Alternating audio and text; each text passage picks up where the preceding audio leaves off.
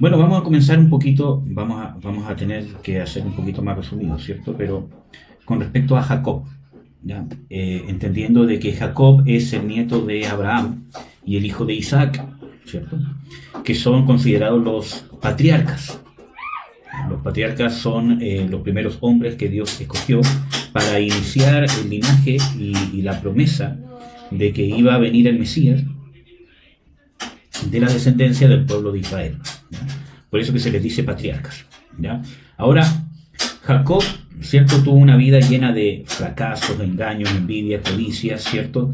Sin embargo, vemos de que Dios finalmente hizo una transformación completa en su vida. Es un ejemplo, ¿cierto?, de cómo nuestra naturaleza divina debe muchas veces y siempre, ¿cierto?, estar luchando contra la naturaleza pecaminosa.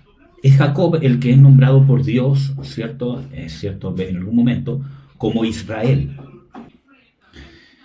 Entonces creo que es importante estudiar su vida, porque como ya les había dicho, ¿cierto? Fue Dios el que le puso a él Israel, el cual es padre de los hombres que formaron las 12 tribus de Israel. Cada tribu de Israel, como todos ustedes saben, tiene un nombre.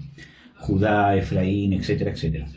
Eso tiene un nombre porque el padre, ¿cierto?, de cada una de las tribus tenía ese nombre. Judá fue una persona, Efraín fue una persona. Y cada uno de ellos fue hijo de Jacob, que fue llamado Israel, ¿ya? Entonces nos encontramos de que vamos a ver, ¿cierto?, lo que algunos aspectos de su vida, ¿cierto?, y cómo Dios los fue tratando, cómo Dios los fue moldeando, ¿ya? Bueno, para poder, ¿cierto?, entender, vamos a tener que también analizar un poquito algunos antecedentes de Jacob, ¿cierto? Dios, ¿cierto?, Dios ya, ¿cierto?, ya venía escogiendo desde Abraham, Isaac, y ahora venía el turno de Jacob. Sin embargo, nos encontramos de que sus padres, Isaac y Rebeca, ellos habían concebido no solamente a Jacob, sino también a Esaú. Ellos eran, ¿cómo se llama?, mellizos. Y su concepción fue milagrosa porque en el caso de Rebeca ella era sana, o sea, perdón, era estéril, ¿ya?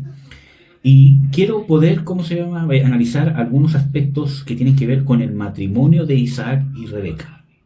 Nosotros vemos que es uno de los pocos casos donde vemos que Dios escoge una idónea para un hombre, ¿cierto? En este caso, ¿cierto?, es porque Abraham buscó la guianza de Dios para buscarle una mujer para su hijo. Sin embargo, no es que Dios la trajo mágicamente, sino que Abraham la buscó y la buscó dentro del linaje, ¿cierto?, que era con el pueblo de Dios, para que, ¿cierto?, él, su hijo, no se mezclara con gente que no iba a tener el mismo linaje, entendiendo que fue a buscar una mujer de entre su parentela. Entonces no es de que él oró y de cualquier mujer que se le apareció, ¿cierto?, fue la escogida por Dios, sino que él supo dónde buscar, ¿ya?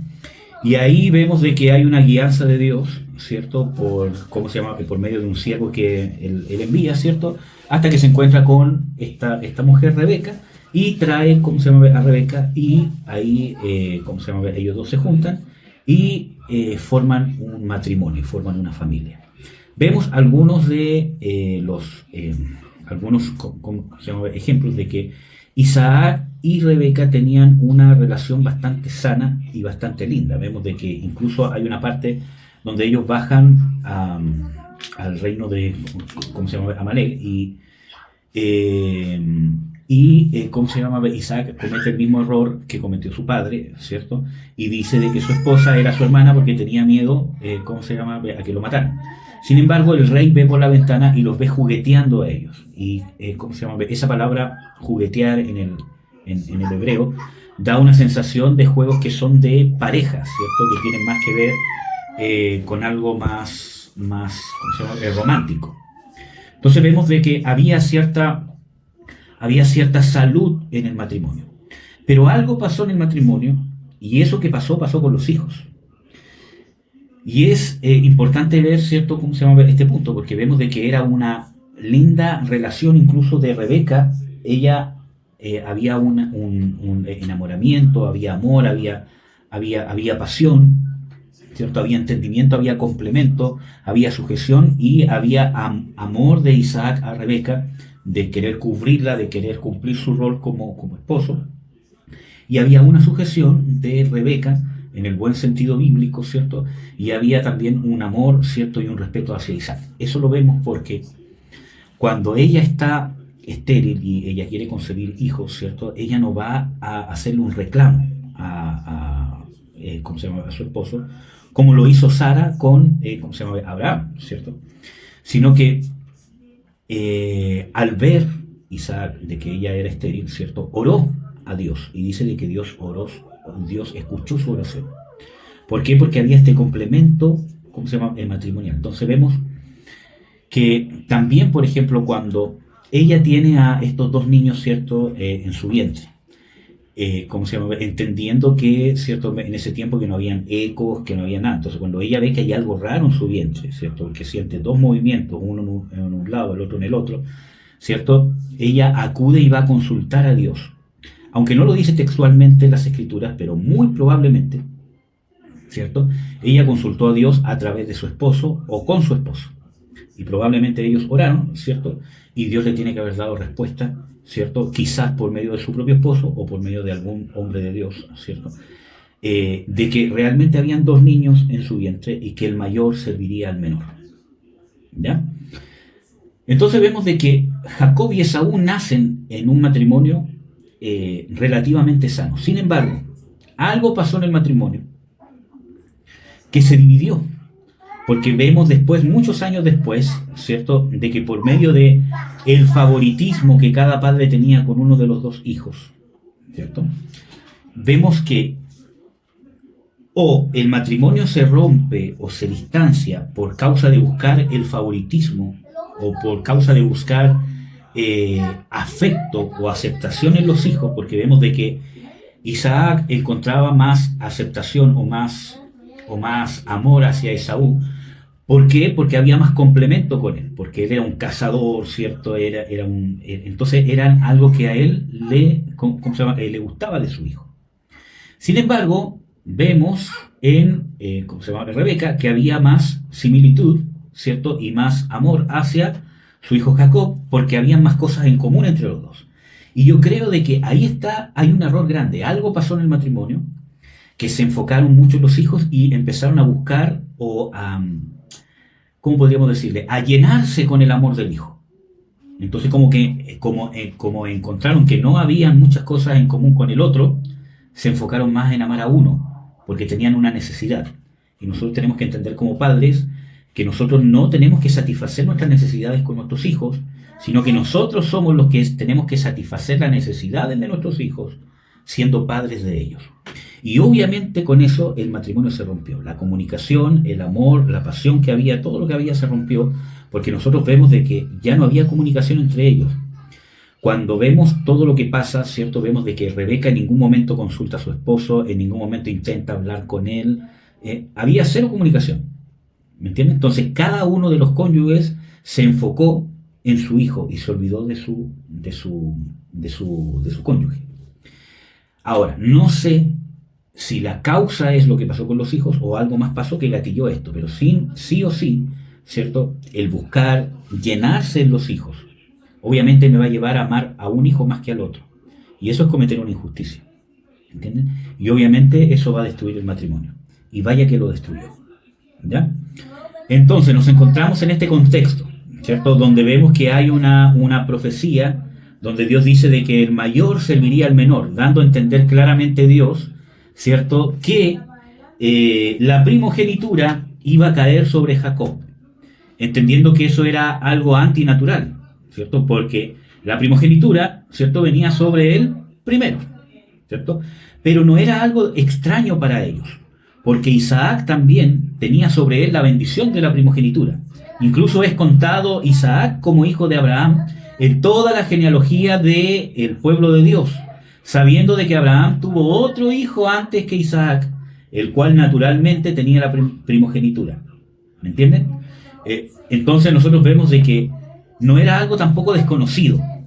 Sin embargo, por el favoritismo que tenía Jacob con su hijo Esaú, al ser el primogénito, dejó de lado la promesa de Dios, lo que ciertamente Dios le había dicho, cómo iba a ser. ¿Me entienden? Y Rebeca, ¿cierto?, se amargó por esa situación probablemente y se enfocó de una manera maliciosa en esa promesa y usó como excusa, ¿cierto?, una bendición que Dios tenía para Jacob para cometer errores que iban en contra de la moral y obviamente de los mandamientos de Dios. ¿Ya? Entonces vemos una gran diferencia entre Esaú y Jacob. Vemos de que Esaú, ¿cierto?, era un hombre diestro en la casa y un hombre de campo. En cambio Jacob era un varón quieto o un varón más, ¿cómo podríamos decirlo?, doméstico. ¿Ya? Entonces nos encontramos, ¿cierto?, de que llega el momento donde, ¿cómo se llama?, Isaac, ¿cierto?, va a bendecir, ¿cómo se llama?, a sus hijos, porque ya ve de que ya está, ¿cierto?, entrado en años, entendiendo de que la herencia se daba en vida, ¿ya?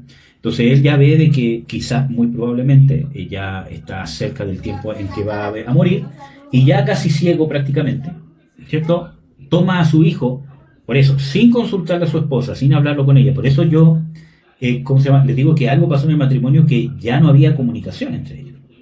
Y simplemente va donde su hijo mayor, Esaú, le dice, anda, caza algo, ¿cierto?, y haz un guiso de carne como ¿cómo se llama?, a mí me gusta, para bendecirte, porque te voy a dar la bendición de primogénito.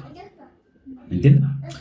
Y cuando va para allá, ¿cierto?, vemos de que es oído por, ¿cómo se llama?, su esposa, y en vez de conversar con su esposo, ¿cierto?, en vez de hablar con él, de decirle, mira, acuérdate que cuando estaba embarazada de nuestros 2 hijos, Dios nos habló, o Dios me habló y dijo de que el mayor serviría al menor. Por lo tanto, no le puedes dar a tu hijo Saúl, yo sé que lo quieres, que lo amas mucho, pero a él no le corresponde la bendición de primogénito. Entonces aquí vemos 2 ejemplos, y probablemente me voy a tener que enfocar solamente en esto el día de hoy, y quizás en otro culto vamos a continuar con ¿cómo se llama?, más detalles. Vemos acá, ¿cierto?, de que ella, ¿cierto?, en vez de hablar con su esposo, en vez de hacer las cosas bien, lo que hizo fue justificar, ¿cierto?, una promesa de Dios o una orden de Dios, usarla para justificar un mal proceder. Y eso nosotros lo hacemos constantemente, y de eso tenemos que tener mucho cuidado. Entonces, ¿qué hizo Rebeca? En vez de hablar con su esposo, tomó a su hijo y dice, mira, ven conmigo y disfrázate de tu hermano Esaú, yo voy a preparar un guiso mientras tú lo haces, ¿cierto?, y preséntaselo, porque si no vas a perder la bendición. Entonces, ¿cierto?, el hijo le dijo, oye, pero no hagamos esto, porque si mi padre se llega a dar cuenta, voy a ser incluso hasta reo de muerte. Entonces le dice, no, hijo mío, cualquier maldición sobre ti caiga sobre mí. Entonces preparan todo, etcétera, etcétera, y finalmente engañan a su padre, y Jacob bendice, o sea, ¿cómo se llama?, y finalmente Isaac bendice a Jacob con la bendición del primogénito, creyendo que era Esaú, ¿cierto? Le da su bendición, y ahí vemos, ¿cierto?, de que después Jacob tiene que huir, etcétera, etcétera, porque Esaú, cuando se enteró de todo lo que pasó, dijo, cuando muera mi padre, ciertamente voy a matar a mi hermano. Entonces, si nosotros vemos esto desde afuera, ¿cierto?, nosotros vemos de que usted puede decir, pero igual se cumplió la voluntad de Dios, ¿cierto?, porque Dios había dicho de que la bendición del primogénito iba a caer sobre Jacob. Entonces, todo esto que pasó, ¿cierto?, al final igual se cumplió la voluntad de Dios. Sin embargo, cuando nosotros tenemos ese pensamiento, nosotros estamos limitando a Dios a las circunstancias. Y la fe, ¿cierto?, que debería haber tenido Jacob, y que ciertamente después tuvo, ¿cierto?, la fe que debería haber tenido Jacob debe haber sido distinta. Y esa es la fe que tenemos que tener nosotros, y es lo que tenemos que aprender. Porque Jacob es mencionado como un héroe de la fe en el libro de Hebreos. Eso quiere decir como un estandarte de ejemplo para aplicar nuestra fe práctica. Entonces, hermanos, uno de los aspectos que creo que es importante entender, que aunque las cosas parezcan contrarias, las cosas no se estén dando, Dios, ¿cierto?, si nos ha prometido algo, y no hablo de las promesas que están volando en el aire, ¿cierto? Pero si Dios se ha determinado en hacer algo en nosotros, lo va a hacer igual, independientemente que haya intervención humana o no. Por ejemplo, usted podría decir, ¿cierto?, de que Dios usó, ¿cierto?, a Isaac para darle la primogenitura a Jacob. Y yo le puedo decir de que Dios no necesitaba que Isaac bendijera a Jacob para poner sobre Jacob la bendición de primogénito. Podría incluso Isaac haber bendecido a Esaú como primogénito, haberle dado la herencia, ¿cierto? Porque tenemos que entender de que la bendición de primogénito no es solamente el tema de orar, ¿cierto? Y que haya algo espiritual mágico sobre esa persona, sino que había una entrega de posesiones, de animales, de dinero, de tierras, ¿cierto? Que obviamente era una porción mayor que la de los otros hermanos. ¿Me entiendes? Por eso de que cuando llega, ¿cómo se llama? Esaú, ¿cierto? Y dice, no hay otra bendición para mí, le dice, hijo, perdóname, pero yo ya lo bendije y le he provisto. O sea, ya le había entregado, ¿cierto?, una herencia material. ¿Me entiendes? Entonces, la fe que realmente nosotros tenemos que tener es que aunque Isaac hubiese bendecido a Esaú, le hubiese provisto materialmente de la bendición de primogénito y Jacob se hubiese quedado con una parte inferior, aunque hubiese pasado públicamente el linaje de Abraham, Isaac sobre Esaú y no sobre Jacob, Jacob debería haber mantenido la fe y la esperanza y la creencia de que Dios es poderoso para cumplir lo que ha prometido, independientemente que la circunstancia natural muestre todo lo contrario. Que Dios no necesita de las circunstancias humanas para bendecirnos o para hacer lo que quiere hacer en nosotros. ¿Me entiende? Usted puede aplicar esto a sus finanzas, usted puede aplicar esto a su matrimonio, usted puede aplicar esto con sus hijos, usted puede aplicar esto con su salud física. ¿Me entiende? Por ejemplo, nos encontramos con Abraham, que contra todo pronóstico ya ha entrado en días, o sea, ya de casi 100 años, con una esposa que era estéril más encima. Aparte de ser estéril, miren, aparte de ser estéril, ya tenía casi 100 años también. O sea, aunque hubiese sido fértil, ¿cierto?, ya a los 100 años ya había terminado el tema de la costumbre de las mujeres, dice ahí. O sea, que aunque hubiese sido fértil en su vida, ya no podía tener hijos porque ya no podía concebir, ¿cierto? Es como que usted pida ahora que una mujer que tiene 80 años pueda concebir cuando ya no funciona su útero para poder concebir. Ya no hay un periodo menstrual. ¿Amén? Entonces, Sara estaba en esa condición. Entonces, era estéril. Aparte de ser estéril, ya había pasado la edad. Y aparte de eso, su entrada a edad le impedía tener la fuerza necesaria para poder soportar un embarazo y después para poder soportar una crianza. ¿Me entiende? Entonces, esa fue la fe que tuvo Abraham, o que Dios formó en Abraham. ¿Me entienden? Una fe que va más allá de las circunstancias. Y esa es la fe que tenemos que tener nosotros y que debería haber tenido Jacob y que debería haber tenido Rebeca. Porque cuando yo di esta clase hubo, una vez un estudiante que dijo, no, pero es que si Rebeca y Jacob no hubiesen hecho eso, esa era la única manera que se cumpliera. Entonces yo le dije, no, no es así. Y es muy peligroso lo que usted dice, porque tener ese pensamiento, ¿cierto?, habla de una persona que justifica hacer cosas malas porque hay una promesa de Dios detrás. ¿Me entienden? Porque nosotros vemos de que cuando Jacob tiene que huir, Dios tiene que tratar a Jacob durante más de 20 años, recién para poder establecer la promesa que Dios había hecho de que en él iba a poner la primogenitura. ¿Me entienden? Entonces, lo más importante aquí es el carácter de la fe, el carácter de la fe que nosotros tenemos que tener. Y eso es sumamente importante. Entonces, usted se tiene que enfocar en el carácter, que independientemente de las circunstancias que estén adversas, ¿cierto?, Dios no necesita de la intervención del hombre para bendecirlo o para bendecirla. Dios no necesita de la medicina para sanarlo. Dios no necesita de personas para poder bendecirlo de una manera económica. Dios no necesita de nada. ¿Me entienden? Eso no quiere decir que yo no tengo que cuidar mi salud, que yo no tengo que ir al médico, o que yo no tengo que verme algo en el cuerpo, o que yo no tengo que trabajar, etcétera, etcétera. No significa eso, sino que significa que Dios no lo necesita.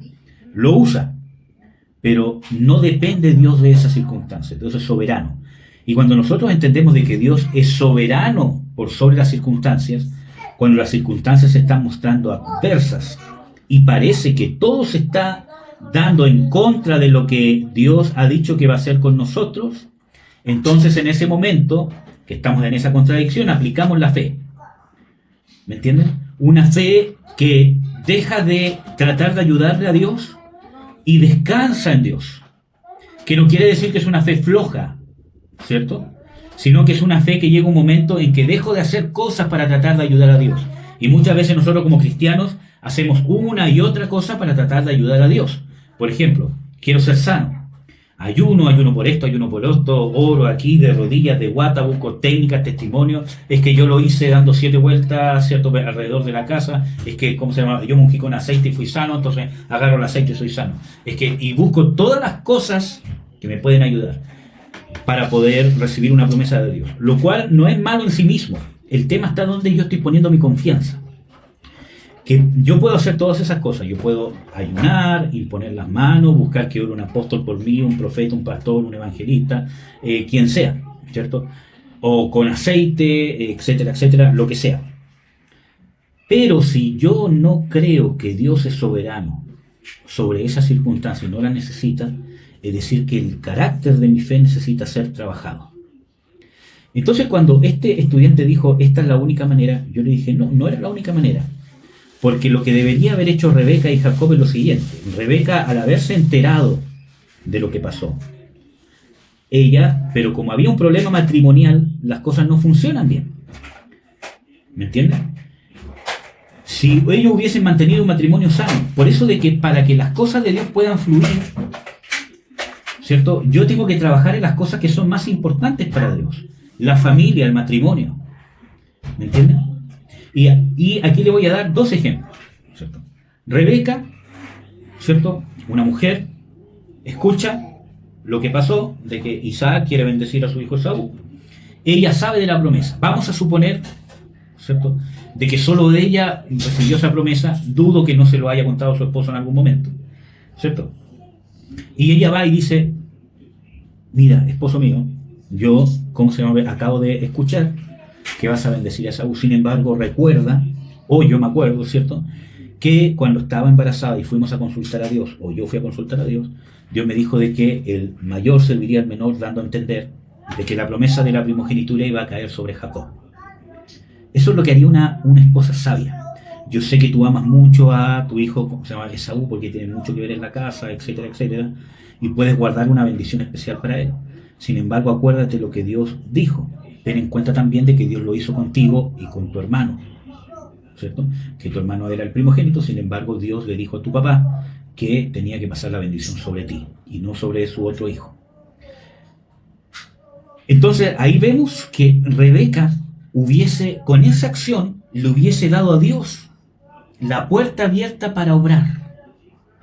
Entonces la fe que espera en Dios no es una fe floja. Ella actuó, pero actuó adecuadamente. Actuó correctamente, no con el engaño, no con la manipulación, actuó correctamente. Y ahí podrían, ¿cierto?, haber pasado 2 cosas, como les dije al principio, te iba a dar 2 ejemplos. Su esposo le hubiese dicho, en realidad tienes razón, etcétera, etcétera, pero ¿qué hago si ya lo envié, ya le dije que iba a dar la bendición? Entonces vamos a conversar con él y con nuestros 2 hijos, y, ¿me entienden? O vamos a orar para ver cómo Dios nos guía, etcétera, etcétera. Entonces ella hubiese abierto la puerta para que Dios tocara el corazón de su esposo. Segundo caso, hubiese pasado que su esposo no lo hubiese escuchado. Y hubiese dicho, no, no es así, o quizás a ti te lo dijo, o quizás fueron cosas tuyas, o no, que Dios me dijo que iba a ser Esaú, etcétera, etcétera. Y Rebeca ahí terminaba su actuar. Y si su esposo no lo hubiese escuchado, ella ahí hubiese quedado limpia del asunto. Señor, yo hice lo que tenía que hacer. Expuse el tema en mi rol de esposa. Y aquí termina. Y ahí recién en ese momento se aplica la fe que confía en la soberanía de Dios, la fe de Abraham, ¿cierto? La fe que cree en aquel, ¿cierto?, que es poderoso para cumplir lo que ha prometido. ¿Me entienden? Porque ahí yo descanso, porque ya hice todo lo que tenía que hacer. Según la moral y la ética de Dios. Entonces, si Isaac hubiese bendecido igual a Esaú, le hubiese dado la primogenitura, le hubiese provisto de su herencia, Rebeca y Jacob hubiesen creído de que, independientemente de lo que está pasando, Dios iba a bendecir a Jacob porque había prometido que él era el primogénito. Pero si nosotros no actuamos correctamente, no actuamos según la fe, no le damos cabida a Dios para que obre en nosotros, y Dios nos tiene que tratar. Tan terrible fue esta cosa de cuando Jacob huyó y estuvo 20 años afuera, ¿cierto? Porque tuvo que estar prácticamente obligado los 20 años afuera. Su madre murió durante esos 20 años y Jacob no la volvió a ver nunca más desde el punto de vista que salió, pese a que eran tan cercanos y tan unidos. ¿Me entienden? Entonces, así de terrible fueron las circunstancias, y no es que Dios haya querido hacerlo así. Nuestro actuar define o abre puertas para ver cómo Dios va a obrar sobre nosotros. Entonces, ellos actuaron mal, actuaron en presunción, porque eran carnales. ¿Me entienden? Querían, en una promesa de Dios, justificar su actuar carnal. Y muchas veces nosotros lo hacemos así. Es que yo tengo un llamado, es que yo aquí, es que Dios me dijo, es que Dios me mostró, es que yo creo que no es el tiempo, es que yo creo que aquí. Entonces, como recibo algún tipo de revelación de Dios que puede ser de Dios, como en este caso, pero muchas veces uso eso para actuar de manera carnal. Y ahí está la gran diferencia en una persona realmente de un carácter de fe. Que el carácter de fe jamás va a transar la moral de Dios por una superstición. ¿Me entiende? O nunca va a justificar en Dios actitudes carnales. Entonces, para que usted pueda realmente darle la soberanía a Dios de su vida, necesita hacer las cosas correctamente. Y a veces nosotros no hacemos las cosas correctamente, y nosotros, a través de nuestros hechos, que actuamos con engaño, con manipulación, con envidia, porque muchas veces nosotros sabemos de que algo Dios quiere con nuestra vida, por ejemplo, en todos los problemas que hay conyugales, ¿cierto? Sabemos de que hay una promesa y que Dios quiere convertir a mi cónyuge, convertir a mis hijos, etcétera, etcétera, porque es una promesa de Dios, y a veces yo, afirmándome de esa promesa, justifico manipular a mi esposo, manipular a mis hijos, manipular a mi esposa, para llevarlo supuestamente, ¿cierto?, hacia lo que Dios quiere que ellos sean o que ellos hagan. Y cuando yo hago eso, ocupo de manipulación, de envidias, de pleitos, de todas esas cosas, yo mismo me salgo de la soberanía de Dios. Y saco a mi familia de la soberanía de Dios. Dios va a cumplir lo que Él dijo, pero no a mi manera. Entonces Dios nos tiene que tratar. Y imagínense, Jacob perdió más de 20 años. ¿Me entienden? Y es más, perdió más, porque cuando él tuvo que huir tenía como 70 años según lo que se cree. Desperdició 70 años de su vida teniendo presente en su infancia a su abuelo Abraham, a su padre Isaac, para aprender de cómo era Dios, aprender de su fe, ser formado. Y ahí vemos la ausencia de la formación del papá por este rompimiento matrimonial, de transmitirle la fe y a Jacob y a Esaú. Porque cuando nosotros tomamos favoritismos y nosotros tenemos un matrimonio dividido y usamos a los hijos para llenarnos, no estamos inconscientes a cumplir nuestra responsabilidad como padres. ¿Me entiendes? Porque estoy centrado en el yo. Yo me lleno con mi hijo. ¿Me entienden? Entonces, no los educo como deberían ser educados. Esaú, en cierta manera, fue mal educado. Él debería haber sido enseñado en las promesas de Dios, en la fe. Sin embargo, probablemente no creía en las promesas de Dios, porque la promesa de Dios le era, entre comillas, contraria, que su hermano iba a ser el primogénito. Por eso que vemos que él sentía un menosprecio hacia las cosas de Dios. Era algo que no le iba ni venía. Para él lo importante era el día de hoy, lo que veo, lo que como, lo que palpo. Por eso de que Jacob puede pedirle de que le dé su primogenitura, entre comillas, ¿cierto?, por un plato de lentejas. Él dice, ¿y de qué me sirve supuestamente ser el primogénito si me voy a morir de hambre? Porque era un hombre práctico, un hombre de lo que veo, lo que palpo es real, lo que no me vengan con cuentos, promesas, cosas del futuro, lo que es ahora. Y muchas veces nosotros somos así. ¿Me entienden?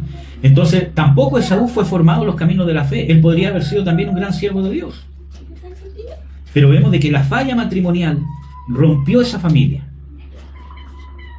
¿Me entienden? Un padre de que buscaba la aceptación de, o sea, vemos un hijo de Esaú de que buscaba la aceptación de sus padres. ¿Me entiendes? Porque cuando ve de que envían a Jacob, ¿cierto?, para que busque esposa dentro de su propio linaje, cuando huye, ¿cierto?, ahí él recién se da cuenta que las esposas que él tenía, que eran de otros pueblos paganos, habían sido amargura para su padre y su madre. Y va y se busca una, ¿cierto?, de entre comillas, el linaje de Abraham. ¿Me entienden?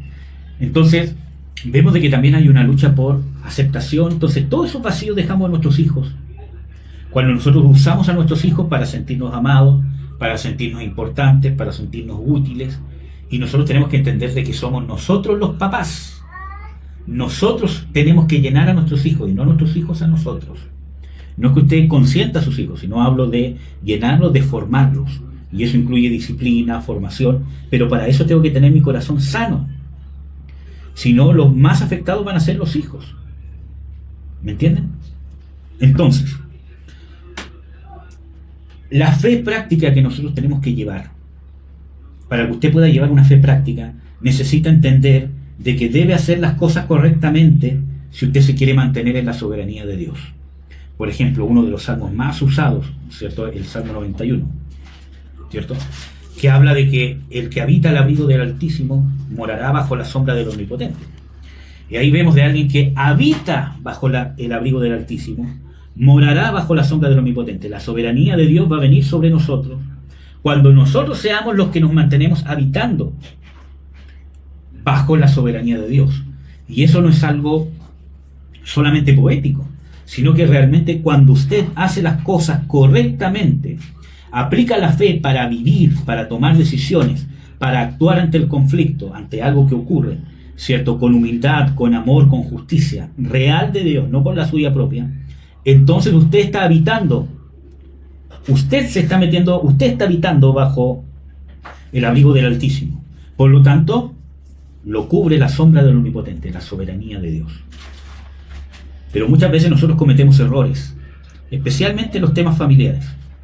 Ocupamos envidia, manipulación, o en el tema del llamado, del ministerio, ¿cierto?, o con la iglesia.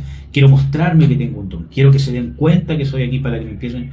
¿Me entienden? Entonces, cuando ya ocupo esos sentimientos y esas cosas, acuérdense que Dios está preocupado de lo que está aquí adentro, no de las cosas externas.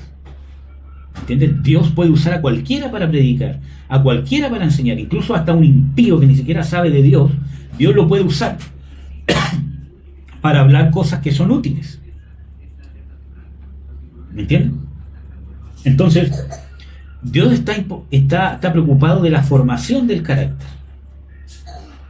Entonces, no podemos usar las obras de la carne para cumplir promesas espirituales de Dios. Porque Dios no está enfocado en cumplir en la promesa, sino en cumplir en nosotros el carácter que lleva a que Dios cumpla la promesa. Por ejemplo, otro ejemplo es Sansón. Dios tenía una tremenda promesa y un propósito con él, pero ¿cómo llegó a ese propósito? Porque Dios iba a usar a Sansón para juzgar a los filisteos y para destruirlos, y lo hizo. Pero Sansón, a través de una vida de promiscuidad, una vida de hacer las cosas a su manera, una vida de rebelión, ¿cierto?, llegó a hacerlo, pero de una manera terrible. Él podría haber sido un tremendo héroe de la fe, un tremendo juez. Sin embargo, Dios cumplió su promesa, pero Dios estaba más preocupado, ¿cierto?, y para él era más importante que Sansón hubiese llegado bien, hubiese vivido una vida de fe, y no la vivió. En el último minuto de su vida fue tratado, y si usted, ¿cierto?, analiza el contexto bíblico, fue tratado de una manera muy, muy, muy cruel por los filisteos. Muchas veces cuando usted lee, ¿cierto?, las escrituras de que se entretenían con él, se cree, ¿cierto?, que incluso está hablando de abusos sexuales. Entonces, en su último momento, ¿cierto?, él recién se humilla delante de Dios y le dice: Señor, dame una vez fuerza más para poder destruir a todos estos filisteos. ¿Cierto? Ya no es el impetuoso, ya no es pero qué triste para Dios, hermano, que haya tenido que pasar esas tremendas cosas, ¿cierto?, que no eran necesarias para poder llegar a cumplir el propósito de Dios. Porque Dios está más preocupado de cómo llegamos a la promesa, de que lleguemos a la promesa. Entonces Dios está más preocupado de usted cómo llega a la situación donde Dios va a restaurar su familia, va a restaurar su matrimonio, va a restaurar su salud física, lo va a bendecir sus finanzas quizá, o le va a dar un ministerio o un llamado. Dios está más preocupado cómo llega está más preocupado cómo va a llegar a qué tan rápido va a llegar. Puede llegar en el último minuto de su vida como Sansón. ¿Me entiende? Entonces, ¿cómo usted deja que la soberanía de Dios obre sobre su vida? Haciendo las cosas de la fe correcta. Por eso la fe es una fe práctica, una fe que hace. ¿Me entiende? Entonces, yo no me puedo aprovechar de la necesidad de los demás. Yo no puedo ocupar de envidia, no puedo ocupar de manipulación. ¿Me entiende? Tiene que creer, hermano. Pero para creer no es una fe floja que se encierra en cuatro paredes y simplemente oro. Tiene que orar, claro que sí. Pero tiene que actuar. Pero no actuar a nuestra manera, sino actuar según los preceptos de Dios. Los preceptos de Dios, la moral de Dios, cómo yo debo tratar a los demás según la relación que tengo con ellos. Porque es distinta mi relación con mi esposa, con mis hijos, con los hermanos de la iglesia, con un pastor, con un presidente, etcétera, etcétera, o en el trabajo. La forma en que Dios me demanda que yo debo relacionarme con esas personas, el respeto, la honra, la sujeción, etcétera, etcétera, debe ser intransable. Aunque haya una promesa de Dios detrás, que aparentemente esa persona me está llevando a no alcanzarla. ¿Me entiendes? Porque para eso forma carácter, eso es una fe práctica. Y cuando yo llego a hacer eso, entonces me estoy sometiendo a la soberanía de Dios. Y eso es lo que no hizo Rebeca y no hizo Jacob. ¿Cuántos sufrimientos hubiesen evitado? ¿Cierto? Si Rebeca y Jacob hubiese sido un hombre de fe y ella hubiese sido una mujer de fe. ¿Cuántos sufrimientos se hubiesen evitado si Rebeca hubiese sido una buena esposa? Miren. Y una buena madre. Pero eso no es algo que tendría que haber pasado ahí. Eso es algo que se debería haber hecho desde el matrimonio, desde la crisis matrimonial. ¿Cuántos sufrimientos hubiese ahorrado esa familia si Isaac hubiese sido un buen esposo y un buen padre? Entonces, se dan cuenta de que no es que todo hubiese cambiado si Rebeca en ese momento se hubiese convertido en una buena esposa, porque ya no lo era hace tiempo. Ya no había comunicación entre ellos, ¿cierto? Solamente estoy hablando de Rebeca, pero sabemos que hay una responsabilidad de Isaac y de Rebeca, ¿ya? Pero solo estoy hablando de ella porque estamos viendo su ejemplo. Entonces, no es que en ese momento ella tenía que ser una buena esposa, es algo que debería haber hecho desde la crisis matrimonial. ¿Me entienden? En ese momento, ¿cierto?, todos los sufrimientos que hubiesen evitado si ella hubiese sido una buena esposa. Jacob, si él hubiese sido un buen hijo. Pero no es que en ese momento él se hubiese convertido en un buen hijo. Cuando su madre le dijo, oye, haz esto, ella dice, no, yo no voy a hacer eso contra mi padre, voy a creer en Dios. Porque no es que en ese momento mágicamente hubiese pasado, es algo que se debe haber sembrado con un papá que lo hubiese formado en la fe, una mamá que lo hubiese formado en la fe, un padre y una madre que hubiesen dejado sus orgullos conyugales y se hubiesen unido para formar a sus hijos y más encima una familia con propósito, con llamado de Dios. ¿Me entiendes? Entonces no es que ahí hubiese pasado mágicamente, por eso las reacciones de fe en los momentos difíciles no van a nacer mágicamente en ese momento. Usted la tiene que sembrar ahora, en su familia, en su relación matrimonial, en su carácter, cómo reacciona, cómo actúa ante la ofensa, cómo, por ejemplo, no tranza el tipo de relación. Y le vuelvo a decir esta frase. El tipo de relación que usted debe tener con cada persona que está alrededor de su vida, según Dios. Cómo usted, como esposo, debe ser con su esposa. Cómo usted, como esposa, debe ser con su esposo. Cómo debe ser con sus hijos. Cómo debe ser con sus padres. Cómo se debe comportar con la gente del mundo. Cómo se debe comportar con un jefe cuando es mundano, cuando es cristiano. Con un pastor, con un hermano de la iglesia. Si usted trabaja en esas relaciones y se enfoca en esas relaciones, que de usted salga, no esperar del otro, sino que de usted salga lo que Dios espera y le demanda que debe. La honra que le debe a esa persona, el respeto que le debe a esa persona o la responsabilidad que usted tiene sobre esa persona. y usted se esmera en cumplirlo como Dios quiere, va a estar sembrando carácter de fe. Y en el momento de la circunstancia, como llegó sobre Rebeca y Jacob, va a poder tomar una decisión correcta, donde usted va a tomar, realmente se va a poner bajo la soberanía de Dios. Y va a hacer y va a actuar según la fe. Y después de haber actuado según la fe hasta donde llega su esfuerzo, va a poder descansar en la soberanía de Dios. Entonces, claro, Rebeca y Jacob no actuaron según la fe, al contrario, estorbaron el propósito de Dios. Porque esa bendición de que le dio Isaac a Jacob, ¿cierto?, de la primogenitura, no sirvió de nada. ¿En qué sentido? En de que Jacob tuvo que huir, salir de la familia. ¿De qué le sirvió que le hayan dado una bendición? Si vivió más de 20 años como un forastero, engañado por su tío Labán. Después de más de 20 años recién empezó a vivir realmente como el primogénito. Porque Dios no necesita de esas cosas, hermano. Dios va a cumplir lo que Él se ha propuesto en nosotros. Sin embargo, está preocupado de cómo llegamos al cumplimiento de esa promesa. Enfóquese en las relaciones que usted tiene con las personas que lo rodean. Iglesia, familia, matrimonio, etcétera, etcétera. De cumplir nuestros deberes de honra, respeto, o nuestros deberes de formación en el caso de los hijos, etcétera, etcétera. Porque muchas veces los tipos de relaciones que tenemos grado de responsabilidad, especialmente en la familia. Los hijos también tienen un grado de responsabilidad sobre cómo están los padres. Nosotros vemos, por ejemplo, en el caso de Isaac y Rebeca, de que las esposas que tenía su hijo Esaú causaron amargura de corazón. ¿Me entiendes? Entonces hay un grado de responsabilidad en Esaú, la amargura que tenían sus padres. Entonces, a veces somos responsables, y cuánto más en el matrimonio. ¿Me entiendes? Entonces, si nos preocupamos de esas relaciones, vamos a estar creando un carácter de fe, que en el momento decisivo va a poder actuar correctamente y no va a estorbar los propósitos de Dios. ¿Amén, amados? Así que eso, amados, vamos a orar. ¿Amén? Padre, en el nombre de Jesús, te doy las gracias por poder reunirnos. Sé que es por Zoom, Señor, pero quiero darte las gracias, especialmente por los hermanos que se han conectado, Señor, que se han dado el tiempo para poder alabarte o para poder recibir de ti, Señor. Yo te ruego que conforme a su fe, con que han venido una disposición de querer ser ministrados, guiados por ti, obres en su corazón y les ministres, Señor, y les des mucho más de lo que esperan.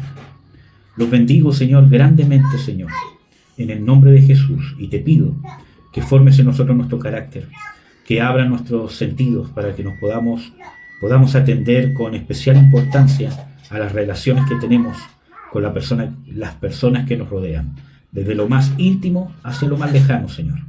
Que podamos aprender a relacionarnos y formar una fe real, una fe sólida, una fe que realmente tiene raíces, que no se basa en la superstición, sino, Señor, en tu carácter y en tu soberanía. Que podamos habitar al abrigo del Altísimo, para que moremos a la sombra del Omnipotente. En el nombre de Jesús. Amén.